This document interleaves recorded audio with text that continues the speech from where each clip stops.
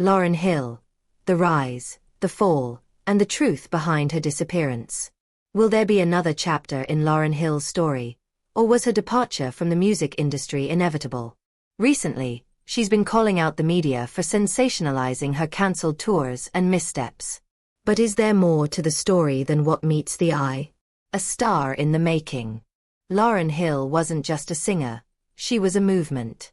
From the moment she stepped onto the scene, she was different. Born on May 26, 1975, in South Orange, New Jersey, Lauryn grew up in a household filled with music. Her mother was an English teacher, and her father, a computer consultant, often sang at weddings and local events. Surrounded by the sounds of Aretha Franklin, Stevie Wonder, and Marvin Gaye, Lauryn's love for music developed naturally. Even as a child, Lauryn had a competitive edge. She excelled in academics, ran track, and even played the violin. But what made her stand out was her voice. Soulful, powerful, and deeply expressive. She first showcased her talent at just 13 years old when she performed at the Apollo Theater's Amateur Night. That moment was a glimpse into the star she was about to become. The acting breakthrough. Before she was making headlines for her music, Lauryn dipped her toes into acting. She landed a role on As the World Turns, but her true breakout moment came in 1993 when she starred in Sister Act 2, Back in the Habit.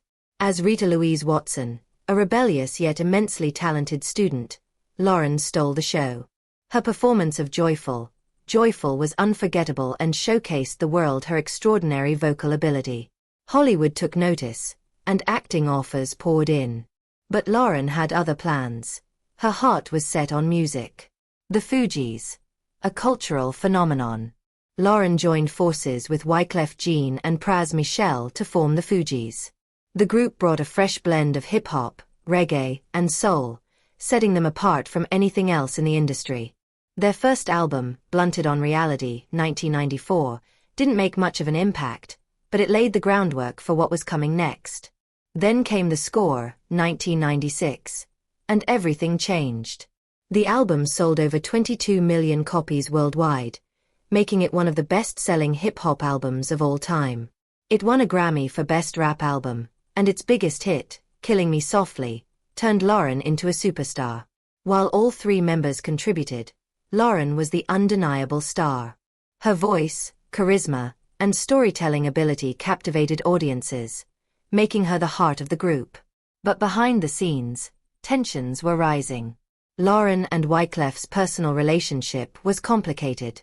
They were romantically involved, despite Wyclef being married. When Lauryn became pregnant with Rohan Marley's child, Wyclef felt betrayed. The emotional turmoil took its toll on the group, and soon, they began to drift apart. The Miseducation of Lauryn Hill, a masterpiece. In 1998, Lauryn took the biggest risk of her career, going solo. Many doubted whether she could succeed without the Fugees, but Lauryn had something to prove. And she did. Her debut solo album, The Miseducation of Lauryn Hill, wasn't just an album, it was a cultural reset. It blended hip-hop, R&B, reggae, and soul, breaking genre boundaries. With hits like Doo Wop, That Thing, X Factor, and Everything Is Everything, Lauryn delivered a project that resonated deeply with listeners. The album sold over 10 million copies, won 5 Grammys, a record at the time for a female artist, and solidified her place in music history. Lauryn Hill was at the pinnacle of her career. But just as quickly as she rose, she disappeared. The industry turned against her. Lauryn wasn't like other artists. While many chased fame and industry validation, she sought artistic freedom. She was deeply spiritual and wanted to create music that educated and uplifted rather than just entertained. But the music industry wasn't designed for artists like her. Some believe Lauryn was blacklisted for refusing to play the industry's game. She spoke out about the exploitative nature of record labels and rejected the control they tried to have over her art. Many powerful figures weren't happy about that. Her struggles were exacerbated by lawsuits. Former collaborators sued her, claiming they weren't properly credited for the miseducation of Lauryn Hill. The legal battles drained her energy and resources, adding more weight to an already heavy burden. The breakdown, media's role in her decline.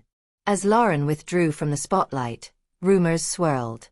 The media painted her as unstable, unpredictable, and difficult to work with.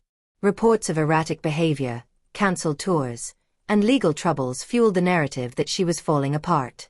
But was she really losing it? Or was she simply rejecting an industry that sought to control her? The tax evasion case. In 2013, Lauryn was sentenced to 3 months in prison for tax evasion. She admitted to failing to pay taxes on over $1.8 million in earnings between 2005 and 2007. But she had her reasons. In a statement, she explained that she had stepped away from the industry for the safety and well-being of her family, claiming that the pressures of fame had put them at risk. After her release, Lauryn attempted to make a comeback, but things weren't the same. Her performances were often met with criticism. Fans complained about late start times and changed musical arrangements. The Lauryn Hill they once knew seemed different, and the industry had moved on. Where is Lauryn Hill now? Today, Lauryn Hill remains an enigma. She occasionally tours, but the energy of her early career is missing. Some believe she never fully recovered from the pressures and betrayals she faced.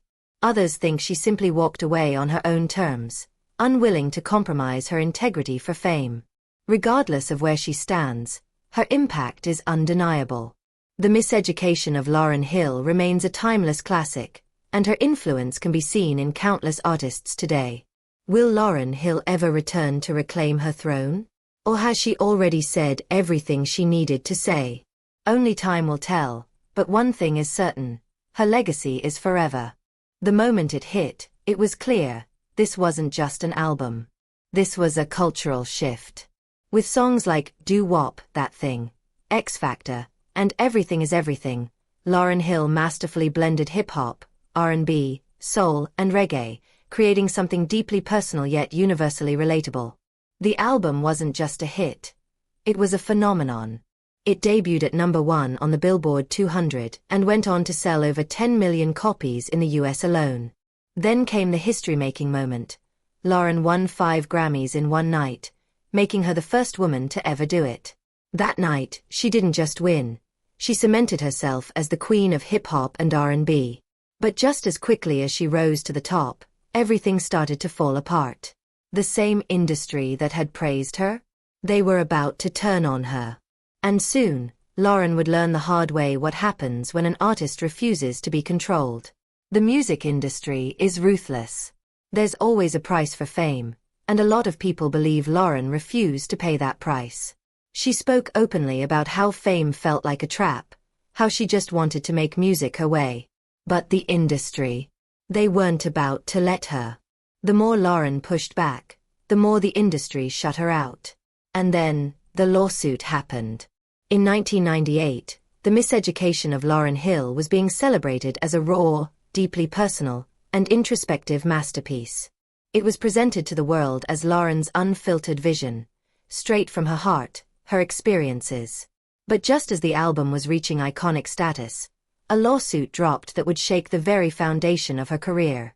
4 musicians, Veda Nobles, Rasheem Pugh, Johari Newton, and Tijumald Newton, claimed that they were major contributors to the album but were never properly credited or compensated. They alleged that Lauryn took full credit for the songwriting and production, even though their work played a significant role in the album's creation. But this lawsuit? Oh, it wasn't just about money. This became a public trial against Lauryn's integrity as an artist. The same industry that had once praised her genius suddenly started whispering. Did she even write her own songs? The case dragged on for years, and by 2001, Lauryn settled for a reported $5 million, a staggering amount that only fueled more speculation about what really went down behind the scenes. But for a lot of people, this lawsuit wasn't just a legal battle. It was a hit job. A calculated attack on Lauryn Hill. And that settlement? It didn't clear her name, it just gave the industry more ammunition. Suddenly, the narrative shifted. Lauryn wasn't just brilliant anymore. Now she was being painted as difficult, ungrateful, and problematic. The media ran with the idea that Lauryn was an ungrateful diva who turned her back on the very people that helped her shine. The same labels that once couldn't wait to work with her? Suddenly distant. The same executives who hailed her as a musical genius? Now whispering that she was unstable and hard to work with. Lauryn had challenged the system, and baby, the system fought back. This wasn't just about a lawsuit. Lauryn was battling an entire industry that had zero tolerance for independent thinkers. And her refusal to play by their rules? Oh, that made her public enemy number one. And let's be real, if she were a male artist, would the backlash have been this severe? Hip-hop was full of artists borrowing lyrics, beats, and ideas from collaborators without anyone batting an eye. But Lauryn? She was different. She was a black woman demanding full control over her own art. And the industry wasn't ready for that. She didn't just make music, she spoke out. She exposed how record labels exploited artists, trapped them in debt, and forced them to conform to industry standards. She was out here telling the truth. And for that, she was punished. Lauryn wasn't in the studio churning out album after album to keep the industry machine running. And for that, they made her pay. And then, there was Brother Anthony. A mysterious and controversial figure. His role in Lauryn's life has been debated for years. Some saw him as a spiritual guide, someone who helped her navigate the chaos of fame. Others, they believed he was a manipulative force, pulling her away from the industry and deeper into isolation. Brother Anthony reportedly had a major influence on Lauryn's mindset. He introduced her to new spiritual philosophies, urging her to reject the demands of the industry and focus on her inner journey. Some of Lauryn's closest people at the time believed he opened her eyes to the deception of the music business, how it chews artists up and spits them out. But as Lauryn distanced herself from the industry, people started questioning just how much control Brother Anthony really had. Word spread that she was cutting ties with longtime friends, bandmates, and collaborators. She refused to work under any industry contract, called out record labels publicly, and became more and more reclusive. Folks started whispering, was Brother Anthony guiding her, or was he controlling her? Did he convince her that the entire industry was designed to enslave artists? Speculation aside, one thing was clear. Lauryn Hill was done playing by the rules. She wasn't the industry darling anymore. And while she was out there breaking free, another storm was quietly building, one that would ultimately bring her crashing down in the public eye. In 2012, the government came for their money. Lauryn was hit with tax evasion charges, accused of failing to pay taxes on more than $1.8 million in income from 2005 to 2007. Despite making millions, they claimed she deliberately avoided her taxes. And in 2013, the judge made it official: 3 months in prison. Was this just another case of tax evasion? Or was Lauryn being targeted for refusing to fall in line? Lauryn herself believed it was bigger than money. She suggested her case was politically motivated, that once she distanced herself from the music industry, she became a threat to the system. In a public statement, she explained that she stepped away from the industry for her own safety and well-being. And now, she was being punished for it. Her supporters weren't buying the tax evasion narrative either. To them, this wasn't about taxes. This was about silencing her. The industry had already blacklisted her. Now they were coming for her money. And let's talk about the timing, because it raised some serious eyebrows. Plenty of celebrities have been caught up in tax scandals, but not all of them faced this level of harsh punishment. Some big-name artists and actors settled similar cases without seeing the inside of a jail cell. But Lauryn? They threw the book at her. People started connecting the dots. Lauryn's case wasn't just about unpaid taxes. It was about breaking her spirit. First, they came for her credibility with that lawsuit, questioning her artistic genius. Then, the industry turned its back on her because she wouldn't follow their script. And finally, the government came knocking, hitting her with a prison sentence and financial ruin. So, was Lauryn really to blame for her downfall? Or was she being punished for refusing to be controlled? Either way, the industry did what it does best: chew up talent, spit them out, and turn them into PR cautionary tales. But don't get it twisted. Lauryn's story isn't over. The industry might have tried to erase her, but her impact? Too big to ignore. Even after the drama, lawsuits, and media smear campaigns, Lauryn never truly disappeared. She's popped up for performances, released music here and there,